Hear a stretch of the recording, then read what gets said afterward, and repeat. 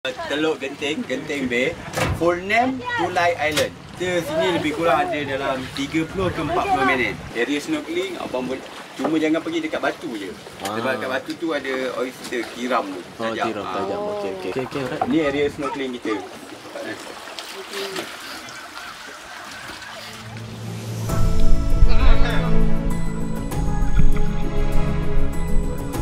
Snorkeling kat Teluk Genting, Pulau Tulai. Gila best. Air dia jernih sampai boleh nampak terumbu karang dan ikan-ikan yang warna-warni berenang bebas.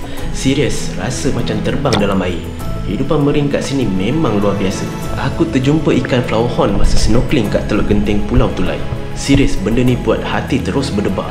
Ikan tu besar gila dengan warna yang terang. Pulau Tulai ni tenang je, tak ramai orang. Jadi korang boleh explore dan relax sambil nikmati pemandangan bawah laut yang epic.